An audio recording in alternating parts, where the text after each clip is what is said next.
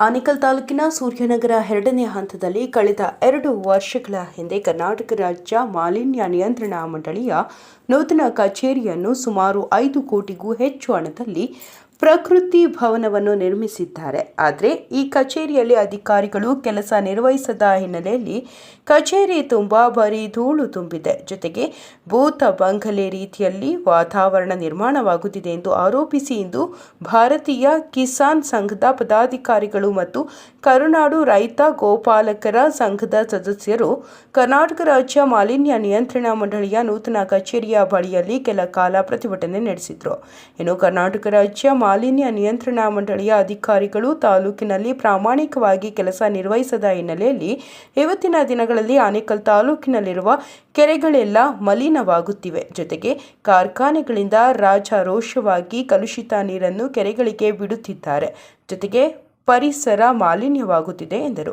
ಕೂಡಲೇ ರಾಜ್ಯ ಸರ್ಕಾರ ಸೂರ್ಯನಗರ 2ನೇ ಹಂತದಲ್ಲಿರುವ ಕರ್ನಾಟಕ ರಾಜ್ಯ ಮಾಲಿನ್ಯ ನಿಯಂತ್ರಣ ಮಂಡಳಿಯ ಕಚೇರಿಯನ್ನು ಪ್ರಾರಂಭ ಮಾಡಿ ಅಧಿಕಾರಿಗಳು ಇಲ್ಲಿಯೇ ಕೆಲಸ ನಿರ್ವಹಿಸುವಂತೆ ಕ್ರಮ ಕೈಗೊಳ್ಳಬೇಕು. ಇಲ್ಲವಾದಲ್ಲಿ ಮುಂದಿನ ದಿನಗಳಲ್ಲಿ ರಾಜ್ಯ ಸರ್ಕಾರದ ವಿರುದ್ಧ ಬೃಹತ್ ಹೋರಾಟವನ್ನು ಮಾಡಲಾಗುವುದು ಎಂದು ಭಾರತೀಯ ಕಿಸಾನ್ ಸಂಘದ ಪದಾಧಿಕಾರಿಗಳು ಮತ್ತು ಕರುನಾಡ ರೈತ ಗೋಪಾಲಕರ ಸಂಘದ ಸದಸ್ಯರು ಸುದ್ದಿಗೋಷ್ಠಿಯಲ್ಲಿ ತಿಳಿಸಿದರು.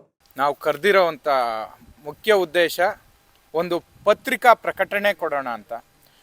ಕಾರಣ ಏನು ಅಂದರೆ ಇಡೀ ಸಮಾಜ ತುಂಬ ಒಂದು ಕೆಟ್ಟ ಪರಿಸ್ಥಿತಿಯಲ್ಲಿದೆ. ನಮ್ಮ ಆನೇಕಲ್ ತಾಲೂಕು ಅದರಲ್ಲೂ ಮುಖ್ಯವಾಗಿ, ಯಾಕಂದರೆ ನಮ್ಮ ತಾಲೂಕಲ್ಲಿ ನಮ್ಮ ರೈತರು, ನಮ್ಮ ಸಮಾಜ, ನಮ್ಮ ಮುಂದಿನ ಜನಾಂಗ ತುಂಬ ಯಾವ ರೀತಿ ವಿಷಮ ಪರಿಸ್ಥಿತಿಯಲ್ಲಿದೆ.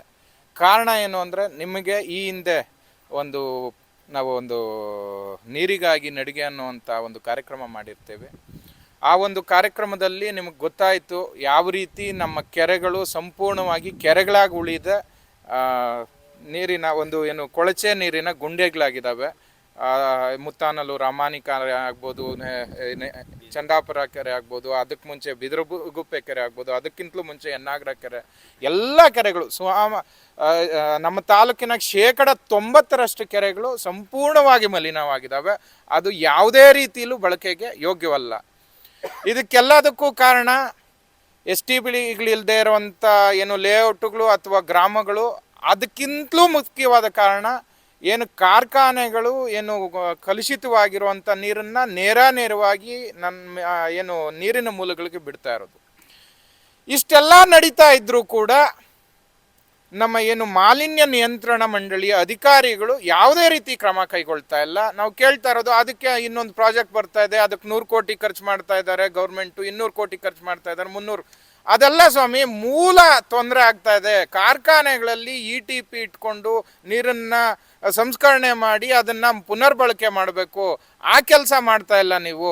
ಅಥವಾ ಒಂದು ಅಪಾರ್ಟ್ಮೆಂಟ್ ಆಗ್ಬೋದು, ಒಂದು ಲೇಔಟ್ ಆಗ್ಬೋದು, STPಗಳಿರಬೇಕು, ಅದನ್ನು ಸರಿಯಾದ ರೀತಿಯಲ್ಲಿ ಪುನರ್ಬಳಕೆ ಆಗಬೇಕು ಅನ್ನೋ ಉದ್ದೇಶ ನಮ್ಮದು.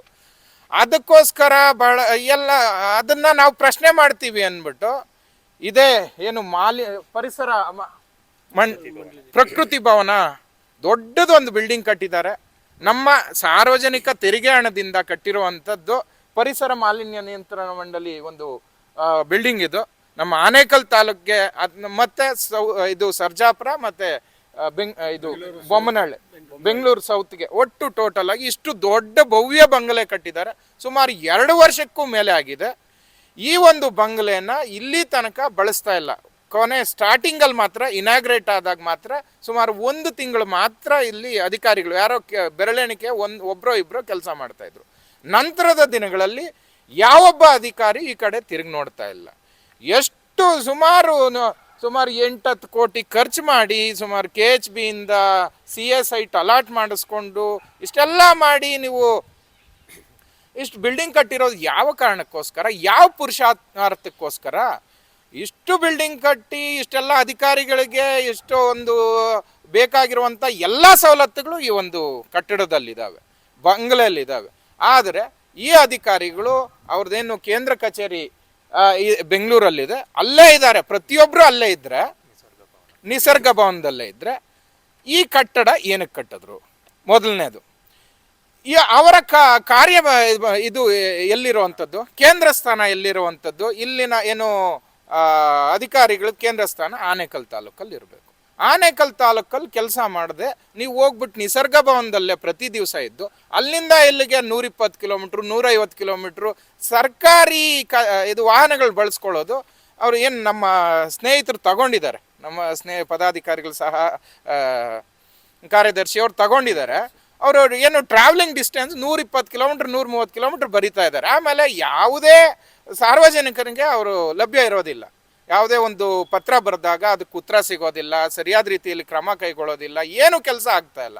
ಆದರೆ ಅವ್ರ ಉದ್ದೇಶ ಏನು ಅಂದ್ರೆ ಇಲ್ಲಿದ್ರೆ ಎಲ್ಲ ಸಾರ್ವಜನಿಕರು ಬರ್ತಾರೆ, ಪ್ರಶ್ನೆ ಮಾಡ್ತಾರೆ, ಇಲ್ಲಿ ಆಗ್ತಾ ಇರುವಂಥ ತೊಂದರೆಗಳು ಹೇಳ್ತಾರೆ. ಸೊ ಇವ್ರಿಗೇನು ಮಾನವೀಯತೆ ಇಲ್ವಾ? ಇವ್ರಿಗೇನು ನಮ್ಮ ತೆರಿಗೆ ಹಣದಲ್ಲಿ ಎಲ್ಲ ಸವಲತ್ತುಗಳು ಪಡ್ಕೊಂಡು ಇವರ ಸ್ವಾರ್ಥಕ್ಕೋಸ್ಕರ ಕಾರ್ಖಾನೆಗಳವರು ಎಗ್ಗಿಲ್ದೆ ನೀರು ಬಿಡ್ತಾ ಇದ್ರು, ಕಣ್ಮುಚ್ಕೊಂಡು ನೋಡ್ಕೊಂಡಿದ್ದಾರೆ. ಆದರೆ ನಮ್ಮ ಒಂದೇ ಒಂದು ಕಳಕಳಿ ಏನು ಅಂದರೆ ಇಷ್ಟೆಲ್ಲ ಏನು ಸಾರ್ವಜನಿಕರ ದುಡ್ಡನ್ನು ಹಾಳು ಮಾಡ್ತಾ ಇದ್ದಾರಲ್ಲ, ಇಷ್ಟು ಕಟ್ಟಡ ಕಟ್ಟಿದ್ದಾರೆ ಸ್ವಾಮಿ, ನಮ್ಮ ತೆರಿಗೆ ಹಣದಲ್ಲಿ ಕಟ್ಟಿದ್ದಾರೆ. ನಿಮ್ಮ ಜವಾಬ್ದಾರಿ ಇದು. ನಿಮ್ಮ ಈ ಇಲಾಖೆಯಲ್ಲಿ ಕೆಲಸ ಮಾಡ್ತಾ ಇದ್ದೀರಾ, ಬನ್ನಿ, ನಿಮಗೊಂದು ಅಧಿಕಾರ ಅನ್ನೋದು ಇರ್ತದೆ, ಆ ಅಧಿಕಾರನ ಬಳಸ್ಕೊಳ್ಳಿ. ಏನು ಕಾರ್ಖಾನೆಗಳವ್ರು ಮಾಡ್ತಾ ಇರೋವಂಥ ತಪ್ಪನ್ನು ಸರಿ ಮಾಡಿ, ಕಾರ್ಖಾನೆಗಳು ಯಾರು ತಪ್ಪು ಮಾಡ್ತಾ ಇದ್ದಾರೋ ಆ ಸಂಸ್ಕರಣೆ ಮಾಡದೇ ಇರುವಂಥ ಅವ್ರಿಗೆ ಸರಿಯಾದ ರೀತಿಯಲ್ಲಿ ಕಾನೂನು ರೀತಿಯಲ್ಲಿ ಕ್ರಮ ಕೈಗೊಂಡು ಕಾರ್ಖಾನೆಗಳಿಗೆ ಬುದ್ಧಿ ಕಲಿಸಿ, ಅದೇ ರೀತಿ ಯಾವುದೇ ಅಪಾರ್ಟ್ಮೆಂಟ್ ಆಗ್ಬೋದು, ಲೇಔಟ್ ಆಗ್ಬೋದು, ಅಥವಾ ಗ್ರಾಮಗಳಲ್ಲಿನ ಏನು ಸ್ಯಾನಿಟರಿ ಸಿಸ್ಟಮ್ ಎಲ್ಲನೂ ಬದಲಾವಣೆ ಮಾಡಿ ಮುಂದಿನ ದಿನಗಳಲ್ಲಿ ಮುಂದಿನ ಜನಾಂಗಕ್ಕೆ ಒಳ್ಳೆಯ ರೀತಿಯ ನೀರು ಸಿಗೋವಂಥದ್ದಾಗಲಿ. ಇಲ್ಲವಾದರೆ ಮುಂದಿನ ಜನಾಂಗ ಸಂಪೂರ್ಣವಾಗಿ ಏನು ಕಾಯಿಲೆಗಳಿಂದ ತುಂಬಿಕೊಳ್ತಾರೆ. ಅಷ್ಟೇ ಅಲ್ಲದೆ ನೀವು ಮಾಡ್ತಾ ಇರೋ ತಪ್ಪಿಂದ ಇಷ್ಟು ದೊಡ್ಡ ಭವ್ಯ ಬಂಗಲೆ ಕಟ್ಟೋದಕ್ಕೆ ನಮ್ಮ ತೆರಿಗೆ ಹಣ ಹಾಳು ಮಾಡಿದ್ದೀರಲ್ವಾ? ಅಷ್ಟೇ ಅಲ್ಲದೆ ಅವ್ರು ಏನು ಸಂಚಾರಕ್ಕೆ ಎಷ್ಟೋ ದುಡ್ಡು ವೆಚ್ಚ ಮಾಡ್ತಾ ಇದ್ದೀರಾ, ಜೊತೆಗೆ ಸರಿಯಾದ ಟೈಮ್ ಸರಿಯಾಗಿ ಕೆಲಸಕ್ಕೆ ಬರ್ತಾ ಇಲ್ಲ ನೀವು. ಇಷ್ಟೆಲ್ಲ ತೊಂದರೆಗಳಿದೆ, ಇದಕ್ಕೆ ಪರಿಹಾರ ಮಾಡಿಕೊಡ್ಬೇಕು. ನಮ್ಮ ಏನು ಜನಪ್ರತಿನಿಧಿಗಳು ಅಂದ್ಕೊಂಡವ್ರು ಇದ್ದಾರೆ, 3 ಜನ ಶಾಸಕರು ಈ ಒಂದು ವ್ಯಾಪ್ತಿಗೆ ಬರುವಂಥವ್ರು, 3 ಜನ ಕೆಳಮನೆ ಶಾಸಕರು, ಮೇಲ್ಮನೆ ಏನು ವಿಧಾನ ಪರಿಷತ್ ಸದಸ್ಯರು 3 ಜನ ಇದ್ದಾರೆ. 6 ಜನನು ಯಾವುದೇ ಪ್ರಶ್ನೆ ಮಾಡ್ತಾ ಇಲ್ಲ, ಜೊತೆಗೆ ಲೋಕಸಭಾ ಸದಸ್ಯರು ಇದ್ದಾರೆ. ಯಾರು ಏನು ಇದ್ರ ಬಗ್ಗೆನೇ ತಲೆನೇ ಕೆಡಿಸ್ಕೊಳ್ತಾ ಇದ್ದಾರೆ ಅಂದರೆ ನಾವು ಏನಕ್ಕೆ ನಿಮ್ಮನ್ನು ಆಯ್ಕೆ ಮಾಡಬೇಕು? ಅದು ಸಾರ್ವಜನಿಕರು ಮಾಡಿರೋ ಅಂಥ ಪಾಪ ಆದರೂ ಏನು? ಯಾಕೆ ಇಷ್ಟು ನಿಮ್ಮಲ್ಲಿ ಬೇಜವಾಬ್ದಾರಿತನ? ಸಾರ್ವಜನಿಕರಿಗೆ ಅವರ ಒಂದು ತೊಂದರೆಗಳನ್ನ ಪರಿಹಾರ ಮಾಡೋದಕ್ಕೋಸ್ಕರ ಅಲ್ವಾ ನಿಮ್ಮನ್ನು ಆಯ್ಕೆ ಮಾಡ್ಕೊಂಡಿರೋವಂಥದ್ದು? ನಿಮ್ಗೊಂದು ಜವಾಬ್ದಾರಿ ಇಲ್ವಾ? ಆಯಿತು, ಶಾಸಕರಾಯಿತು, ಆಮೇಲೆ ಅದ್ರ ಜೊತೆಗೆ ಮಾಲಿನ್ಯ ನಿಯಂತ್ರಣ ಮಂಡಳಿಗೆ ಅಧ್ಯಕ್ಷರನ್ನ ಅಂತ ಆಯ್ಕೆ ಮಾಡ್ಕೊಂಡಿದ್ದಾರೆ ಸರ್ಕಾರದಿಂದ, ಅವರು ಯಾವುದೇ ಕ್ರಮ ಇಲ್ಲ. ಚೇರ್ಮನ್ ಅಂತಿದ್ದಾರೆ, ಅವ್ರದ್ದು ಯಾವುದೇ ಕ್ರಮ ಇಲ್ಲ. ಇನ್ನೇನಕ್ಕೆ ಇದೊಂದು ಮಾಲಿನ್ಯ ನಿಯಂತ್ರಣ ಮಂಡಳಿ ಅನ್ನೋಂಥದ್ದಿರೋದು? ಆ ಒಂದು ನಮಗೆ ಇದೆಲ್ಲ ಪ್ರಶ್ನೆಗಳೇ ಮೂಡ್ತಾ ಇದ್ದಾವೆ. ಯಾಕಂದರೆ ಬರೀ ಅವ್ಯವಸ್ಥೆನೇ ಇರುವಂಥದ್ದು. ಆ ಒಂದು ಕಾರಣಕ್ಕೋಸ್ಕರ ದಯಮಾಡಿ ಮಾಧ್ಯಮ ಮಿತ್ರರು ಇದನ್ನು ಗಂಭೀರವಾಗಿ, ಯಾಕಂದರೆ ನಿಮ್ಮ ಮತ್ತು ನಮ್ಮ ಮುಂದಿನ ಜನಾಂಗದ ಒಂದು ಗಂಭೀರ ಸಮಸ್ಯೆ ಸ್ವಾಮಿ ಇದು. ಯಾಕಂದರೆ ಬೇರೆ ಯಾವ್ಯಾವುದೋ ಇರ್ಬೋದು, ಭ್ರಷ್ಟಾಚಾರ ಅನ್ನುವಂಥದ್ದು ಈ ಇದರಲ್ಲಾದರೆ ಖಂಡಿತವಾಗ್ಲಿ ನಮ್ಮ ಮುಂದಿನ ಜನಾಂಗ ಆಸ್ಪತ್ರೆಯಲ್ಲೇ ಕಳಿಬೇಕಾಗ್ತದೆ, ಅವ್ರಿಗೆ ಮನೆಗಳು ಬೇಕಾಗಲ್ಲ, ಬರೀ ಆಸ್ಪತ್ರೆಯಲ್ಲೇ ಅವ್ರ ಜೀವನ ಕಳಿಬೇಕಾಗ್ತದೆ.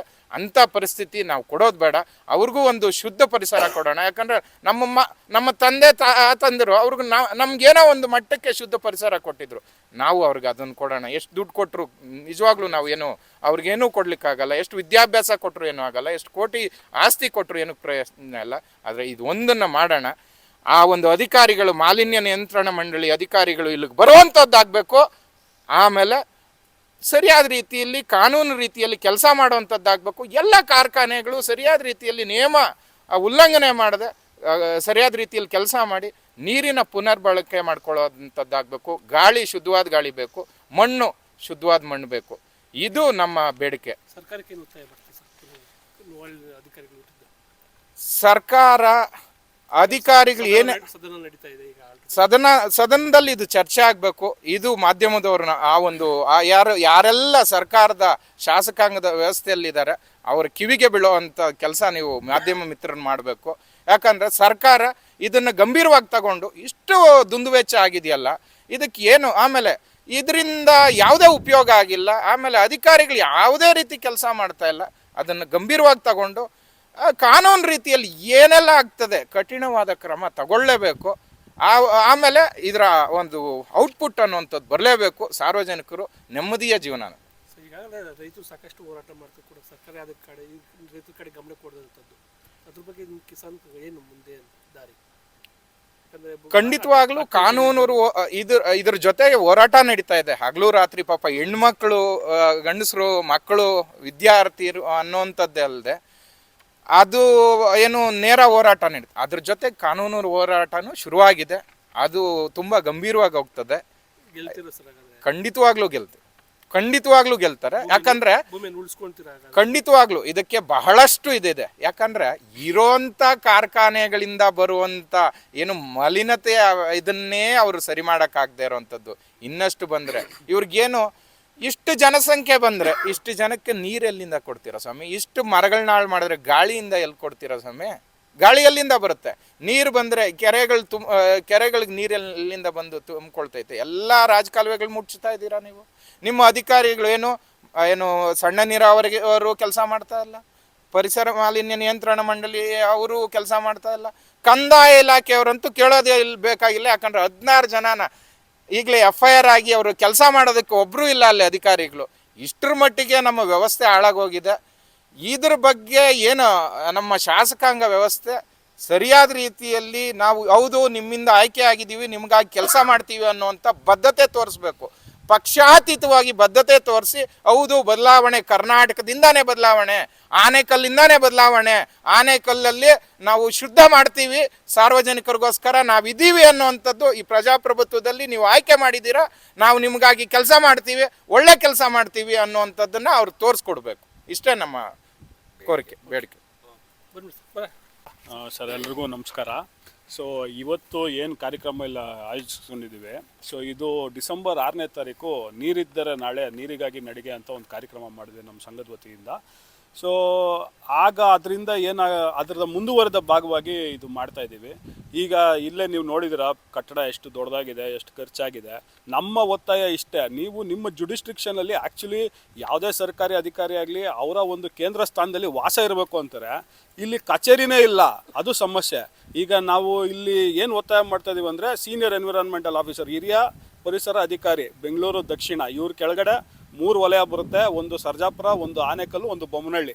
ಸೊ ಆನೆಕಲ್ಲು ಮತ್ತು ಸರ್ಜಾಪುರ ಹಾಗೂ ಇವ್ರು ಯಾರು ಸೀನಿಯರ್ ಎನ್ವಿರಾನ್ಮೆಂಟಲ್ ಆಫೀಸರ್ ಇದ್ದಾರೆ ಅವ್ರ ಕಚೇರಿಗಳು ಇಲ್ಲಾಗಲಿ, ಬೊಮ್ಮನಹಳ್ಳಿದು ಅವ್ರ ಜುಡಿಸ್ಟ್ರಿಕ್ಷನಲ್ಲಾಗಲಿ, ಬೊಮ್ಮನಹಳ್ಳಿ ಜುಡಿಸ್ಟ್ರಿಕ್ಷನಲ್ಲಾಗಲಿ. ಇವರು ಇಲ್ಲಿಗೆ ಬಂದಾಗ ಏನಾಗುತ್ತೆ ಅಂದರೆ ಮೇನ್ ಬಂದ್ಬಿಟ್ಟು ಇಲ್ಲಿ ನಡೆಯುವಂಥ ಏನು ಮಾಲಿನ್ಯ ಇದೆ ಅದನ್ನು ಇವರು ಡೇ ಟು ಡೇ ತಡೆಗಟ್ಬೋದು. ಇವರು ನಮಗೆ ಮಾಲಿನ್ಯ ಆಗಿರೋ ನೀರನ್ನು ಕುಡಿಯೋದಕ್ಕೆ ಬಿಟ್ಬಿಟ್ಟು ಇವ್ರು ಹೋಗಿ ಅಲ್ಲಿ ಸಿಟಿಯಲ್ಲಿ BWSSB ಕೊಡೋ ಕಾವೇರಿ ನೀರನ್ನು ಕುಡ್ಕೊಂಡು ಇವರು ಜಮ್ಮು ಅಂತ ಖುಷಿಯಾಗಿ ಶಿವಾಜಿನಗರದಲ್ಲಿ ಇದ್ದಾರೆ. ಈಗ ನಮಗೆ ಇವರು ಶಿವಾಜಿನಗರಕ್ಕೆ ಹೋಗೋಕ್ಕಾಗಲ್ಲ ಸರ್, ಹುಡ್ಕೊಂಡು ನಮಗೆ ಇಲ್ಲಿ ಬರಬೇಕು. ಅವರು ರಾಜಾಜಿನಗರದಲ್ಲಿ ಇದ್ದಾರೆ. ಅವರು ಈಗ ಇಲ್ಲಿಗೆ ಬರಬೇಕು, ಇಲ್ಲಿಗೆ ಬಂದು ಕೂತ್ಕೊಂಡು ಅವರ ಕಾರ್ಯವ್ಯಾಪ್ತಿ ಏನಿದೆ, ಅವ್ರ ಕೇಂದ್ರ ಸ್ಥಾನ ಏನಿದೆ ಅಲ್ಲಿ ಕೂತ್ಕೊಂಡು ಅವರ ಕಚೇರಿ ನಡೆಸಿ ಅವರು ಮಾಡ್ಕೊಂಡು ಹೋಗ್ಲಿ. ಇನ್ನು ನಾವು ರಾಜಕೀಯ ನಾಯಕರಿಗೆ ಹೇಳೋ ಹಂಗಿದ್ರೆ ನೀವು ಒಬ್ಬರ ಮೇಲೆ ಒಬ್ರು ಕೆಸರು ಚಾಟ್ಕೊತೀರಾ. ಇವಾಗ BJP ಅವ್ರಿಗೆ ಕಾಂಗ್ರೆಸ್ಸಲ್ಲಿ ನಡೆಯೋ ಕುರ್ಚಿ ಕಾದಾಟ ಹೆಚ್ಚು ಒತ್ತು ಕೊಡುತ್ತೆ, ಅದನ್ನೆಲ್ಲ ಬಿಟ್ಬಿಡಿ. ಇವಾಗ ಕಾಂಗ್ರೆಸ್ ಅವರು ಅಷ್ಟೇ, ನೀವು ಟನಲ್ ರಸ್ತೆ ಮಾಡೋಕ್ಕೆ ಹೋಗ್ತೀರಾ, ಟನಲ್ ರಸ್ತೆ ಮಾಡೋ ಬದಲು ಪರಿಸರ ಉಳಿಸಿ, ಜನಕ್ಕೆ ಪರಿಸರದಿಂದ ಏನಾದ್ರು ಉಪಯೋಗ ಆಗಲಿ. ಇವಾಗ ಟನಲ್ ಪ್ರಾಜೆಕ್ಟ್ಗೆ ಹಾಕೋ ಕಾಸನ್ನ ಏನಿದೆ, ಇವಾಗ ನಮ್ಮ ತಾಲೂಕಿನ ಮಾಲಿನ್ಯ ನಿಯಂತ್ರಣ ಮಾಡಿದ್ರೆ ಎಷ್ಟೋ ಅದರಲ್ಲಿ ಬರೋವಂಥ ಒಂದು 25% ಕಾಲು ಭಾಗ ಕಾಸಲ್ಲಿ ನೀವು ಈ ಆನೆಕಲ್ಲಲ್ಲಿ ಮಾಲಿನ್ಯ ತೆಗೆದಾಕ್ಬೋದು. ಇನ್ನೂ ಒಂದು ಕೆರೆಗಳು ತುಂಬ ಮುಖ್ಯ. ಯಾಕೆ ಅಂದರೆ ನಾವು ಒಂದು ಜೀವನಾಡಿ ಆಗಿರುವಂಥ ನೀರನ್ನು ನಾವು ಬಳಕೆ ಮಾಡ್ತೀವಿ. ಅದೇನಿದ್ರು ಮೇಲ್ಪರ್ದೆಯ ನೀರು ನಮಗೆ ತುಂಬ ಮುಖ್ಯವಾಗುತ್ತೆ. ಮೇಲ್ಪರ್ದೆಯ ನೀರು ನಮಗೆ ಕಲುಷಿತ ಆಗೋಯ್ತು. ಹಾಗಾಗಿ ಏನು ಮಾಡಿದ್ವಿ, ನಾವು ಬೋರ್ವೆಲ್ ಕೊರೆದು ಎಲ್ಲೋ ಕೆಳಗಡೆ ಅಂತರ್ಜಲ ತೊಗೊಂಡು ನಾವು ಮೇಲಕ್ಕೆ ಉಪಯೋಗ ಮಾಡ್ಕೊತಿದ್ವಿ. ಇವಾಗ ಕೆಲವು ಕಂಪ್ನಿಗಳು ಏನು ಮಾಡ್ತಿದ್ದಾರೆ, ಅಂತರ್ಜಲನೂ ಹಾಳು ಮಾಡ್ತಿದ್ದಾರೆ. ರಿವರ್ಸ್ ಬೋರಿಂಗು, ಟ್ರೀಟೆಡ್ ವಾಟ್ರು ಏನು ಬರ್ತದೆ, ಮತ್ತೊಂದು ಎಲ್ಲ ಎತ್ಕೊಂಡು ಅವರು ಬೋರ್ಗಳಲ್ಲಿ ಒಳಗಡೆ ಬಿಡ್ತಿದ್ದಾರೆ. ಇನ್ನು ನಾವು ಸ್ಥಳೀಯ ಸಂಸ್ಥೆಗಳು, ಪಂಚಾಯತಿಗಳಾಗಿರ್ಬೋದು, ಪುರಸಭೆಗಳಾಗಿರ್ಬೋದು, ನಗರಸಭೆಗಳಾಗಿರ್ಬೋದು, ಯಾರು ಕಂಪ್ಲೇಂಟ್ ಮಾಡಿದ್ರು ಇವಾಗ ಈ KDBಯಲ್ಲಿ ಇರೋಂಥ ಒಂದು ಕ್ಲಾಸ್ ಇಟ್ಕೊಂಡು ಬರ್ತಾರೆ ಅವರು. ಅವ್ರಿಗೆ ನಿಮ್ಗೆ ಅಧಿಕಾರ ಇಲ್ಲ. ಮೊನ್ನೆ ಹೈಕೋರ್ಟು ಒಂದು ಇದು ಕೊಡ್ತು, ಏನು ಸ್ಥಳೀಯ ಸಂಸ್ಥೆಗಳಿಗೆ KDB ನಿವೇಶನಗಳ ಬಡಾವಣೆಗಳಲ್ಲಿ ಹಕ್ಕಿರೋದಿಲ್ಲ ಅಂತ. ಸೊ ಇವಾಗ ಅದನ್ನ ಇಟ್ಕೊಂಡು ಹಾಗಾಗಿ ನಮ್ಮ ಬೊಮ್ಮಸಂದ್ರ ಇಂಡಸ್ಟ್ರಿಯಲ್ ಏರಿಯಾ ಆಗಿರ್ಬೋದು, ಅವರೇ ಒಂದು ಅಸೋಸಿಯೇಷನ್ ಮಾಡ್ಕೊಂಡು ಅವರೇ ನಡೆಸ್ತಾ ಇದ್ದಾರೆ. ಎಲೆಕ್ಟ್ರಾನಿಕ್ ಸಿಟಿನೂ ಅಷ್ಟೇ ಅವರೇ ನಡೆಸ್ತಾ ಇದ್ದಾರೆ. ನೀವು ನಡೆಸಿ ಎಲ್ಲ ನಿಮಗೆ ಒಂದು ಝೋನ್ ಮಾಡಿಕೊಂಡು ನಿಮ್ಮ ಒಂದು ಝೋನ್ ನೀವು ಅಭಿವೃದ್ಧಿ ಮಾಡ್ಕೋಬೇಕಾದ್ರೆ ನೀವು ಅನ್ಟ್ರೀಟೆಡ್ ವಾಟರ್ನ, ಪರಿಷ್ಕರಿಸಿದ ನೀರನ್ನು ನೀವು ಯಾಕೆ ಆಚೆ ಬಿಡ್ತೀರಾ? ನೀವು ಬಿಡಬೇಡಿ, ನೀವು ಅದನ್ನೂ ಅಲ್ಲೇ ಇಟ್ಕೊಳ್ಳಿ. ನಮ್ಮ ಕೆರೆಗಳು, ನಮ್ಮ ಕಾಲುವೆಗಳಿಗೆ ಯಾಕೆ ಬಿಟ್ಟು ಹಾಳು ಮಾಡ್ತಿದ್ದೀರಾ? ನಮ್ಮ ಕುಡಿಯೋ ನೀರನ್ನ ಯಾಕೆ ಹಾಳು ಮಾಡ್ತಿದ್ದೀರಾ ನೀವು?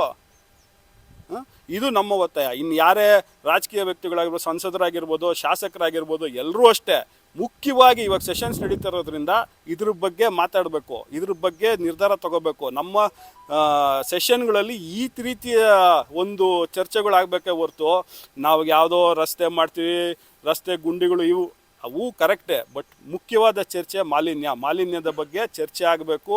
ಮಾಲಿನ್ಯ ನಿಯಂತ್ರಣ ಅನ್ನೋದು ತುಂಬ ಮುಖ್ಯ. ಸೊ ಇದು ನಡಿಬೇಕು ಅನ್ನೋದು ನಾನು ಅಧ್ಯಕ್ಷರು. ಬಂದ್ಬಿಟ್ರಣ್ಣ. ನಮಸ್ಕಾರ. ಮಾಧ್ಯಮ ಸ್ನೇಹಿತರಿಗೆ ತುಂಬ ನಮ್ಮ ಕಿಸಾನ್ ಸಂಘದ ವತಿಯಿಂದ ತುಂಬ ಧನ್ಯವಾದಗಳು. ಈಗ ನಾವು ಪರಿಸರನ ಉಳಿಸಿದ್ರೆ ನಾವು ಮುಂದಿನ ಪೀಳಿಗೆಗೆ, ಮಕ್ಕಳಿಗೆ ಪರಿಸರನ ಉಳಿಸೋದು ನಮ್ಮ ಮುಖ್ಯ ಉದ್ದೇಶ. ಇಲ್ಲಿ ನಮ್ಮ ಸರ್ಕಾರ ಪೊಲ್ಯೂಷನ್ ಕಂಟ್ರೋಲ್ ಬೋರ್ಡ್ ಏನು ಮಾಡಿದೆ, ಇದು ಪೊಲ್ಯೂಷನ್ ಕಂಟ್ರೋಲ್ ಮಾಡ್ತಾ ಇಲ್ಲ, ಪೊಲ್ಯೂಷನ್ ಜಾಸ್ತಿ ಮಾಡ್ತಾ ಇದೆ.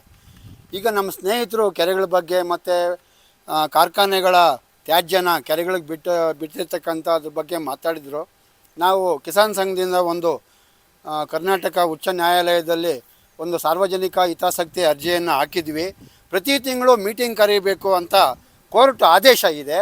ಆದರೆ ಜಿಲ್ಲಾಧಿಕಾರಿಗಳು 2.5 ವರ್ಷ ಆಯಿತು ಏನೋ ಮೀಟಿಂಗ್ ಕರೆದು, ಇದುವರೆಗೂ ಮೀಟಿಂಗ್ ಕರೀಲ್ಲ. ಸುಮಾರು ಒಂದು 3-4 ಸರಿ ನಾವು ಹೋಗಿ ಅರ್ಜಿಗಳನ್ನ ಕೊಟ್ಬಿಟ್ಟು ಬಂದಿದ್ದೀವಿ. ಲಾಸ್ಟ್ ವೀಕೆಲ್ಲ ಕೊಟ್ಬಿಟ್ಟು ಬಂದಿದ್ದೀವಿ.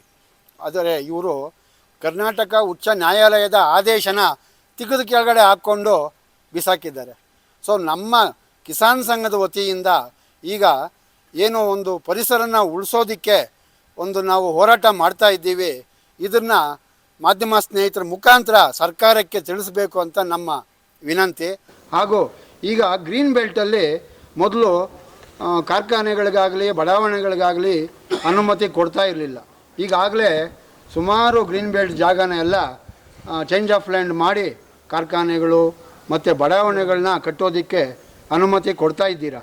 ಆದರೆ ಪರಿಸರನ ಉಳಿಸೋದಕ್ಕೆ ಯಾವುದೇ ರೀತಿ ಕ್ರಮ ಕೈಗೊಳ್ತಾ ಇಲ್ಲ. ಈಗ ಗ್ರೀನ್ ಬೆಲ್ಟಲ್ಲಿ ಸುಮಾರು ಉಸ್ಕೂರು ಪಂಚಾಯತಿನಲ್ಲಿ ಸುಮಾರು ಒಂದು 7-8 ಸಿಮೆಂಟ್ ರೆಡಿ ಮಿಕ್ಸ್ ಕಾಂಕ್ರೀಟ್ ಘಟಕಗಳನ್ನು ಮಾಡಿದ್ದಾರೆ. ಅದರಲ್ಲಿ ಬರೋ ಧೂಳು ರೈತರ ಬೆಳೆಗಳ ಮೇಲೆ ಕುಂತ್ಕೊಂಡು ಫೋಟೋಸಿಂಥಸಿಸೇ ನಿಂತೋಗಿ ಪ್ರೊಡಕ್ಷನ್ನೇ ಕಮ್ಮಿ ಆಗ್ತಾ ಇದೆ. ಇದ್ರ ಬಗ್ಗೆ ನಾವು ಸುಮಾರು ಸರಿ ನಾವು ಪೊಲ್ಯೂಷನ್ ಕಂಟ್ರೋಲ್ ಬೋರ್ಡ್ ಅವ್ರಿಗೆ ಅರ್ಜಿ ಕೊಟ್ವಿ. ಅವರು ಬಂದು ಒಳಗಡೆ ಹೋಗ್ತಾರೆ. ಒಳಗಡೆ ಹೋಗಿ ಇವರು ಮಿಂಗಲ್ಲಾಗಿ ಈಚೆ ಬಂದು ನಾವು ನೋಟಿಸ್ ಕೊಟ್ಟಿದ್ದೀವಿ ರೀ, ನಮ್ಮ ಕೆಲಸ ಅಷ್ಟೇ ಅಂತ ಹೇಳಿಬಿಟ್ಟು ಹೋಗ್ತಾರೆ. ಮಾನ್ಯ ಡಾಕ್ಟರ್ ಯಲ್ಲಪ್ಪ ರೆಡ್ಡಿ ಅವರು ಹೇಳ್ತಾರೆ, ಆ ಸಿಮೆಂಟು ಧೂಳು ಮನುಷ್ಯರ ಶ್ವಾಸಕೋಶಕ್ಕೆ ಹೋದರೆ ಅದರಿಂದ ಎಷ್ಟು ತರಹ ಕ್ಯಾನ್ಸರ್ಗಳು ಬರುತ್ತೆ ಅಂತ ಎಲ್ಲರಿಗೂ ಗೊತ್ತು. ಆದರೂ ಕೂಡ ನಮ್ಮ ಪೊಲ್ಯೂಷನ್ ಕಂಟ್ರೋಲ್ ಬೋರ್ಡ್ ಏನಿದೆ, ಇವರು ನಾಮಕಾವಸ್ಥೆಗೆ ಇವರು ಸಂಬಳ ತೆಗೆದುಕೊಂಡು ಇವರು ಮಕ್ಕಳು ಮರಿನ ಯಾವ ರೀತಿ ಸಾಕ್ತಾ ಇದ್ದಾರೆ ಅಂತ ನಮಗಂತೂ ಅರ್ಥ ಆಗಿಲ್ಲ. ದೇಶಕ್ಕೆ, ಸಮಾಜಕ್ಕೆ, ಭೂಮಿಗೆ ಒಂದು ಚೂರು ಒಳ್ಳೆಯದಾದರೂ ಮಾಡಿ ನಿಮ್ಮ ಸಂಬಳನ ನಿಮ್ಮ ಮಕ್ಕಳು ಮರಿಗೆ ಮೈ ಹಿಡಿಯೋ ಹಂಗೆ ಮಾಡಿ. ಆಗ ನಾವು ನಮ್ಮ ತಾಲೂಕಿನಲ್ಲಿ ಸುಮಾರು ಕಾರ್ಖಾನೆಗಳಿದೆ. ಈಗ ನಾವು ಒಂದು ಸುಮಾರು 3-4 ವರ್ಷದ ಹಿಂದೆ ಬಯೋಕಾನ್ಗೆ ಹೋಗಿದ್ವಿ. ನಾರಾಯಣ ಹೃದಯಾಲಯಗೆ ಪೊಲ್ಯೂಷನ್ ಕಂಟ್ರೋಲ್ ಬೋರ್ಡವರು ಆದೇಶ ಮಾಡಿದ್ರು, DC ಅವರು ರೈತರನ್ನ ಕರ್ಕೊಂಡು, ಕಿಸಾನ್ ಸಂಘದವ್ರನ್ನ ಕರ್ಕೊಂಡು ನಾರಾಯಣ ಹೃದಯಾಲಯಗೆ ಮತ್ತು ಬಯೋಕಾನ್ಗೆ ಎಲ್ಲ ಇನ್ಸ್ಪೆಕ್ಷನ್ ಮಾಡಿ ಅಂತ ಹೇಳಿದ್ರು.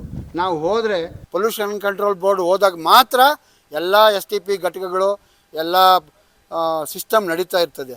ಅವ್ರು ಈಚೆ ಬಂದಮೇಲೆ ಆ ಕಡೆ ಒಳಗಡೆಯಿಂದ ಬರ್ತಕ್ಕಂಥ ತ್ಯಾಜ್ಯದ ನೀರು ಕಲರು ಡಿಫ್ರೆಂಟ್ ಆಗಿಬಿಡ್ತದೆ. ಸೊ ಎಲ್ಲ ನಾಮಕಾವಸ್ಥೆಗೆ ಮಾಡ್ತಾ ಇದ್ದಾರೆ.